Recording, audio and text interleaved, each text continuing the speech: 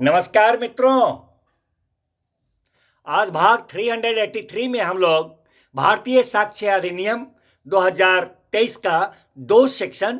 10 and section 11 पर चर्चा करेंगे। सबसे पहले देखें सेक्शन 10 BSA भारतीय साक्ष्य अधिनियम 2023 हमें क्या कहता है। मित्रों, section 10 BSA 2023 says us about facts tending to enable court to determine amount are relevant in suits for damage. Means to say, रकम अवधारित करने के लिए न्यायालय को समर्थ करने की प्रवृत्ति रखने वाले तथ्य नुकसानी के लिए वादों में सुसंगत होते हैं।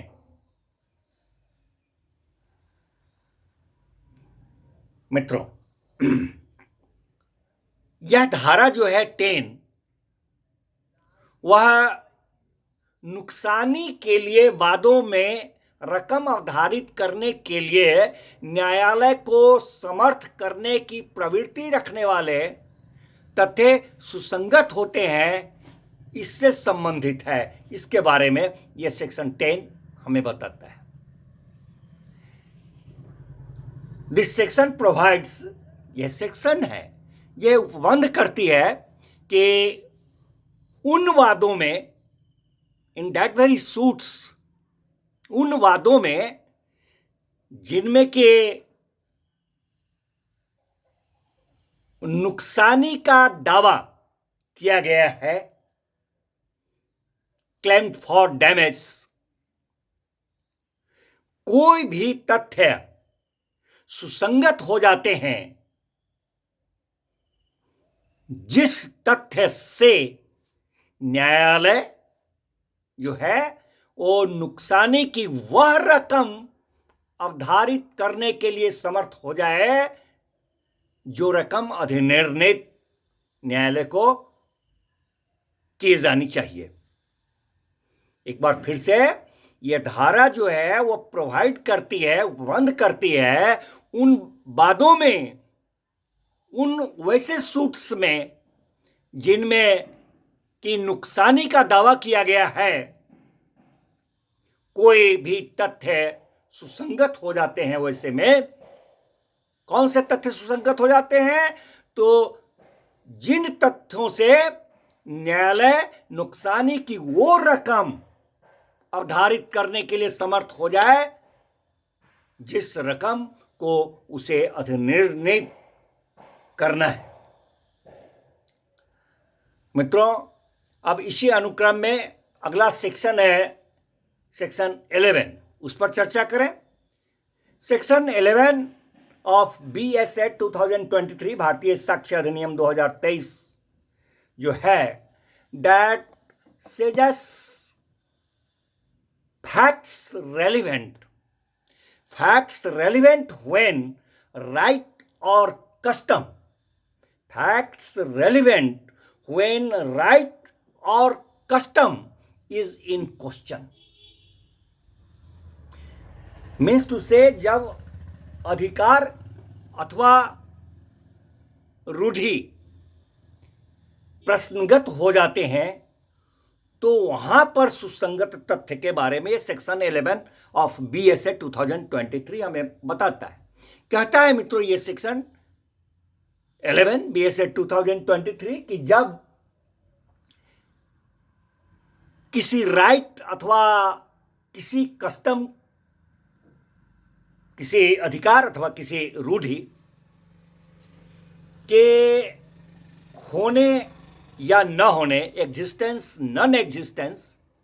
मीन्स टू से उसके अस्तित्व अनस्तित्व के बारे में प्रश्न अगर उठता है तो वैसे स्थिति में कोई समव्यवहार, एनी ट्रांजैक्शन, जिस समव्यवहार के द्वारा प्रश्नगत वो जो अधिकार है अथवा प्रश्नगत वो जो रूढ़ि है वह सृजित, दावाकृत, उपांतरित बोले तो क्रिएटेड, क्लेम, मॉडिफाइड, मान्यकृत, रिकॉग्नाइज्ड, दृढ़ कथित, एसर्टेड की गई थी अथवा इनकार कर दी गई थी अथवा जो उसके अस्तित्व से असंगत था, तो ये सब तथ्य जो हैं वो सुसंगत होंगे। और उसी तरह वो तथ्य भी सुसंगत होंगे जब वे विशिष्ट उदाहरण जिनमें कि वह अधिकार जो है प्रश्नगत या वो रूढ़ि जो है प्रश्नगत, दावाकृत, मान्य या प्रयोग की गई थी, वो प्रश्नगत जो अधिकार है, प्रश्नगत जो रूढ़ि है, वह किसी उदाहरण में, किसी विशिष्ट उदाहरण में वह दावाकृत किया गया था उदाहरण में, अथवा मान्य था या प्रयोग किया गया था,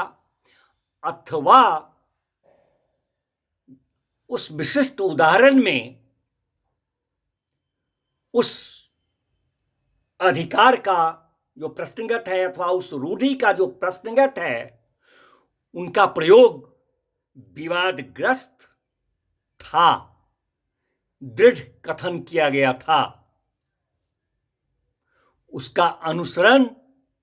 नहीं किया गया था, जिसमें इस उदाहरण में उस प्रश्नास्पद रूढ़ि का अथवा उस प्रश्नात्मक अधिकार का प्रयोग विवादग्रस्त था या दृढ़ कथन किया गया था या उसका अनुसरण नहीं किया गया था, तो ये सब तथ्य जो होंगे वो सब सुसंगत होंगे, रेलिवेंट होंगे। जब अधिकार या रूढ़ि प्रश्नगत होता है तो वैसी स्थिति में इस तरह के जो तथ्य होते हैं वो सुसंगत होते हैं। अब बतौर उदाहरण देखा जाए, क्वेश्चन इज, क्या एक्स का एक मीन क्षेत्र है, मत्स्य क्षेत्र, फिशरीज, उस क्षेत्र पर उसका अधिकार है या नहीं है, ये प्रश्न है। This is the problem. तो ऐसे में उस एक्स के पूर्वजों को उस मीन क्षेत्र पर, मत्स्य क्षेत्र पर प्रदान करने वाला विलेख, डीड, एक्स के पिता या दादा द्वारा उस मीन क्षेत्र का बंधक, एक्स के पिता या दादा द्वारा उस बंधक से अनमेल क्षेत्र का पश्चातवर्ती अनुदान, विशिष्ट उदाहरण जिनमें कि एक्स के दादा या पिता ने अधिकार का प्रयोग किया था या जिनमें अधिकार का प्रयोग एक्स के पड़ोसियों के द्वारा रोक दिया गया था, तो ये सारे तथ्य जो हैं सुसंगत तथ्य हैं। धन्यवाद मित्रों, मिलते हैं फिर नेक्स्ट भाग में नेक्स्ट सेक्शन के साथ।